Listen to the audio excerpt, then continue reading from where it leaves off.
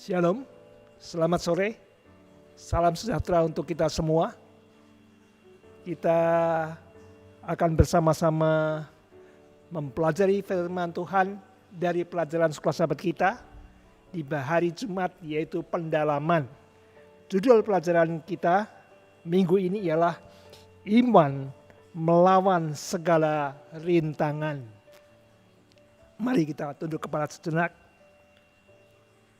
Ya Bapa kami dalam kerajaan sorga, kami mohonkan Roh Kudus-Mu boleh mengurapi kami dan juga menolong hati pikiran kami untuk mengerti tentang kebenaran kitab suci dari pengalaman umat-umat Tuhan pada waktu yang dahulu.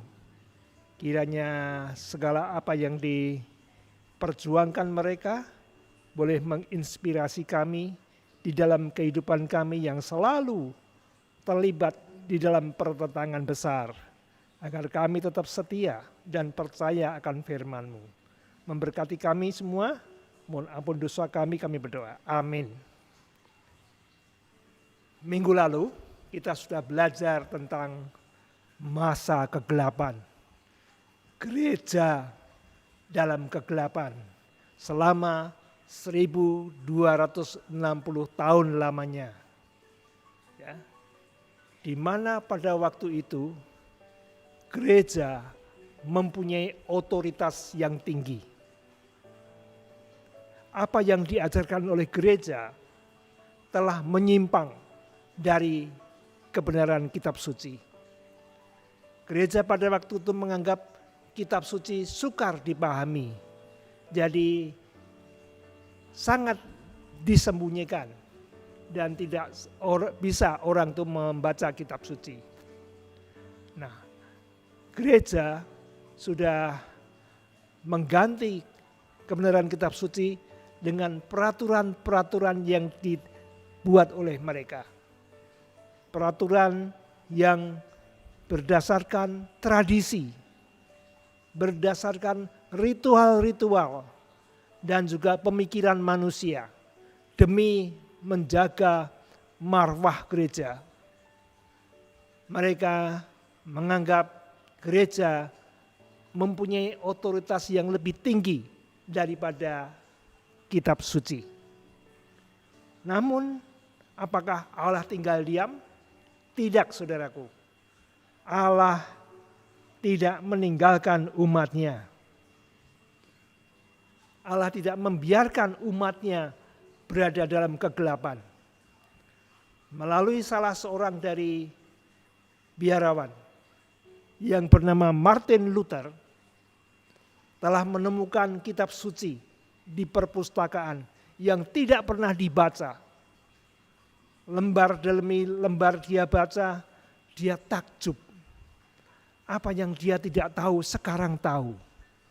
Kebenaran-kebenaran itu seperti melompat dari halaman-halaman buku yang dibacanya ke dalam hati pikirannya. Dan di sana Martin Luther baru mengerti bahwa keselamatan itu adalah cuma-cuma kasih karunia.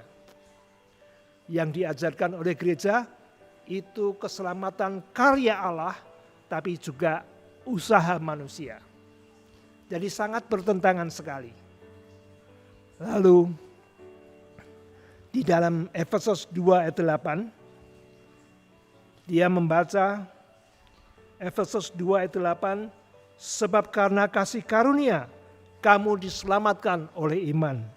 Itu bukan hasil usahamu tetapi pemberian Allah. Sangat jelas. Keselamatan adalah pemberian Allah.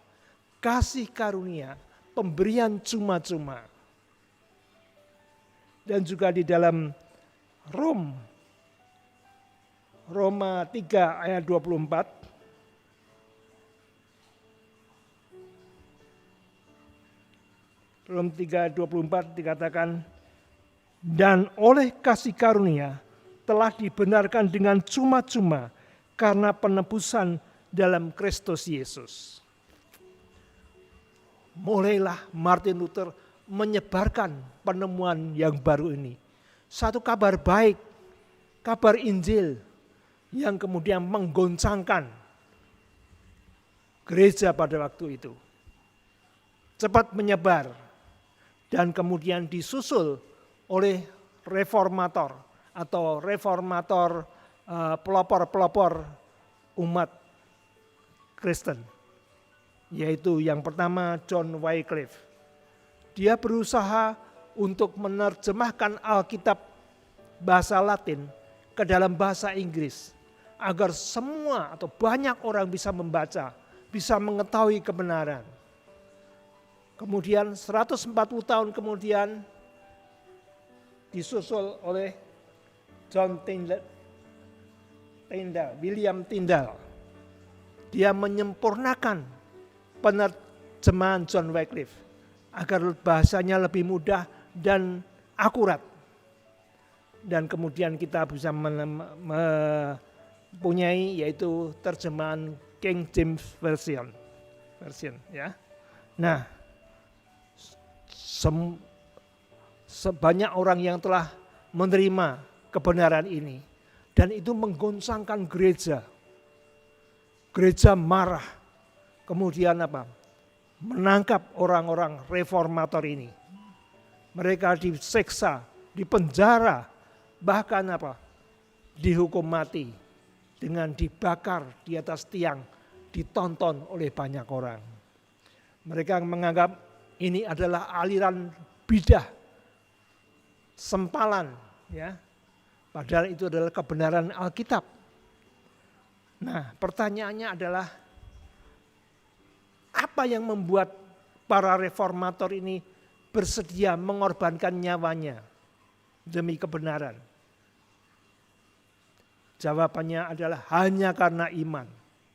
Mereka telah mengetahui kebenaran, mereka mempercayai dan mereka mempunyai membaca janji-janji Allah terhadap mereka yang setia. Jadi kehidupan ataupun fisik mereka tidak berarti. Satu kehidupan yang akan datang, kehidupan kekal menjadi harapan mereka. Saudaraku, pertentangan besar itu berlanjut sampai dalam kehidupan kita. Dalam kehidupan kita banyak menemui rintangan-rintangan. Sekalipun kita tidak harus seperti John Wycliffe maupun William Tyndale, tetapi setan akan berusaha agar kita itu undur, tidak mempercayai dan kembali kepada hal-hal yang tidak sesuai Alkitab. Kita perlu mempunyai iman yang bertumbuh, iman yang mempercayai Alkitab dan percaya janji-janjinya. Itulah yang membuat kita dapat melawan segala rintangan hidup kita. Demikian pendalaman pelajaran filsafat kita. Tuhan memberkati kita. Amin.